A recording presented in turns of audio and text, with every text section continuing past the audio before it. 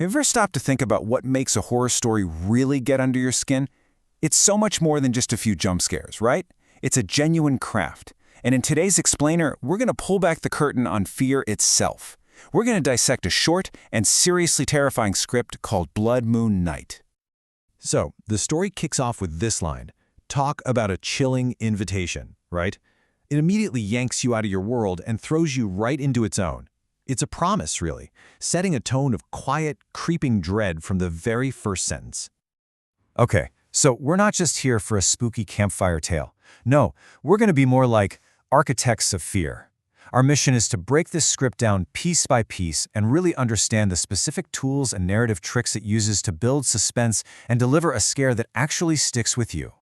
Every great horror story has to start with atmosphere, so let's look at how Blood Moon Night builds its world not just as a location, but almost as a character in itself, a character that is fundamentally hostile to our protagonists. The choice of setting is our first major clue, a forgotten village silent for decades. I mean, this isn't just an old town. It's a place completely cut off from time, and more importantly, cut off from any help. That isolation is the very first step in making our characters completely vulnerable. Now, the script brilliantly builds dread through what isn't there, what we can call the power of absence. No birds, no people, zero signs of life. Our brains are wired to recognize patterns, and when those patterns are just broken, it creates this deep sense of unease. The world feels wrong. And then it hits us with this single, deeply unsettling sensory detail. The smell of something older than death. Whoa, that tells us this silence isn't peaceful, it's predatory. And here it is, the classic narrative hook that sets the stakes. This isn't just some urban exploration trip anymore, it's a direct challenge to a deadly legend. The script tells us the rules of the game right up front. Entry is a death sentence. And that line, it just hangs over every single action the characters take from this point forward. Before the real horror is revealed, a good story gives you hints. This technique is called foreshadowing, and it's used to build tension, making the eventual reveal feel both shocking and somehow inevitable. And believe me, this script uses it masterfully. The script gives us two perfect blink-and-you'll-miss-it moments. A fleeting shadow with glowing red eyes and a single glitched frame on a camera. See, these aren't just cheap scares, they're calculated clues. They confirm that the characters are being watched and that the threat is real, inhuman, and it is closing in. So, the stage is set, the dread is building. Now the script transitions from all those subtle hints to an all-out nightmare, as the implied threat finally decides to step into the light. This line is the trigger. The sky itself becomes a harbinger of doom. The blood moon isn't just a spooky backdrop, it's the catalyst that awakens the ancient evil.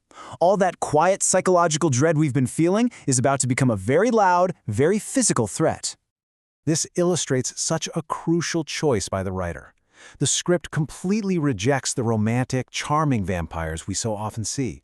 Instead, these are ancient hunters. They're monstrous, relentless, with claws like knives. By subverting our expectations, the story strips away any kind of comforting fantasy and grounds its horror in something much more primal and terrifying. After a frantic chase, the story seems to offer a moment of relief, and in doing so, introduces one of horror's most powerful and, honestly, cruelest devices, the false hope trope. This is so effective because it exploits our brain's natural desire for safety, letting us lower our defenses right before the final blow. The church. In horror, it's the universal symbol of safety, right? Of sacred ground that evil cannot cross. The fact that it's the only building not in ruins just reinforces this idea. The audience and the characters were all meant to just exhale and believe they found a loophole in the legend. And the script just doubles down on this hope. A dusty old diary literally spells out the rules for survival. It's a lifeline. It confirms their choice was the right one and provides a clear path to making it through the night. It feels like they found the cheat code to beat the game. This is the question that turns great horror stories on their head. The script has so meticulously built up this sanctuary, this one place of hope, only to pose this absolutely terrifying question. The fear of the monster outside is about to be replaced by something far, far worse. So how is this brilliantly constructed trap sprung? Well, we've reached the climax of the story, where that illusion of safety is not just broken, it is shattered in the most personal way possible. And there it is. A single, supernaturally appearing sentence that changes absolutely everything. The threat is no longer pounding on the doors from the outside. The monster is already in the room. In an instant, the physical barrier of the church walls becomes utterly meaningless. This twist causes a psychological cascade. First, confusion. Then, the poison of suspicion just infects the group, destroying their only real weapon, their trust in each other. And finally, the pure horror of realization as Sam's smile reveals the truth. The friend they trusted was the monster all along. The ultimate terror here is the betrayal of our own judgment. This final line is just devastating. It's not a monster's roar. It's a cold, personal confirmation of their doom. It echoes the original legend and tells them that their fate was sealed the moment they stepped into the village. There was never any hope at all. So what have we learned?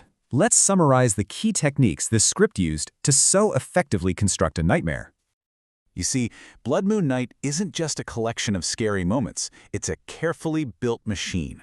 It starts with atmosphere, uses foreshadowing to build tension, paces its reveal perfectly, subverts our expectations of the monster, and then uses false hope to set us up for a devastating psychological twist. The script leaves us with this final, haunting thought. It blurs the line between fiction and reality, reminding us that the most powerful stories are the ones that feel like they could be true, just waiting for you out there beyond the light. And that's the question I want to leave you with. What makes a legend feel real? Is it the setting, the characters, or is it the way a story taps into our most primal fears of the unknown, of the dark, and of the betrayal of trust?